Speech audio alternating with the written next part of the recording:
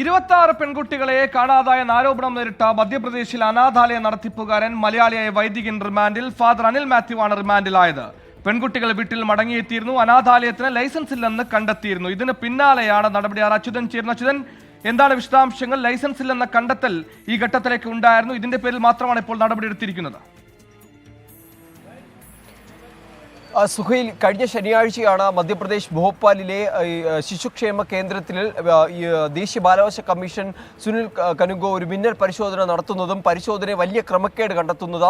26 കുട്ടികളെ കാണാതായതിനെ തുടർന്ന് നടത്തിയ അന്വേഷണത്തിൽ കുട്ടികൾ സുരക്ഷിതരാണെന്ന ആശ്വാസ വാർത്ത എത്തിയിരുന്നു. പിന്നാലെ ഈ ശിശുക്ഷേമ കേന്ദ്രവുമായി ബന്ധപ്പെട്ടുള്ള അന്വേഷണങ്ങൾ പോലീസ് നടത്തിയിരുന്നു. ഈ അന്വേഷണത്തിൽ ലൈസൻസ് ഇല്ലാതെ ഒപ്പം തന്നെ രജിസ്റ്റർ സംവിധാനങ്ങൾ കൃത്യമായി പാലിച്ചിട്ടില്ല എന്നുള്ള തരത്തിലുള്ള ക്രമക്കേടുകൾ ഈ അനാഥാലയവുമായി ബന്ധപ്പെട്ട് കണ്ടെത്തി.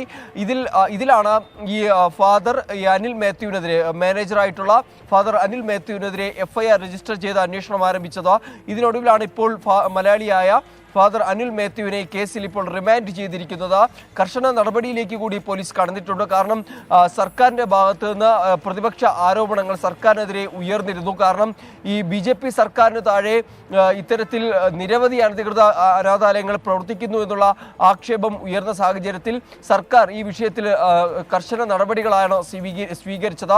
ഇതിന് പിന്നാലെയാണ് ഇപ്പോൾ അനിൽ മാത്യുവിനെ റിമാൻഡ് ചെയ്തിരിക്കുന്നത്. ലൈസൻസ് ഇല്ലാത്തത് തന്നെയാണ് പ്രധാനമായും ചൂണ്ടിക്കാട്ടുന്നത്. ഒപ്പം ഒരു ശിശുക്ഷേമ കേന്ദ്രം പാലിക്കേണ്ട ചട്ടങ്ങൾ അത് ഈ കേന്ദ്രം പാലിച്ചിട്ടില്ല എന്നുള്ളതും ചൂണ്ടിക്കാട്ടുന്നുണ്ട്. എന്തായാലും നിലവിലിപ്പോൾ ഫാദർ അനിൽ മാത്യുവിനെ റിമാൻഡ് ചെയ്തിരിക്കുകയാണ്. സുഹേൽ, ശരി. അച്യുതനാണ് ആ വാർത്തയുടെ വിശദാംശങ്ങൾ നൽകിയത്. ലൈസൻസ് ഇല്ലാതെ ചട്ടങ്ങൾ പാലിക്കാതെ അനാഥാലയം നടത്തി എന്നാരോപിച്ച് ആ കേസിലാണ് ഇപ്പോൾ റിമാൻഡ് ഉണ്ടായിരിക്കുന്നത്.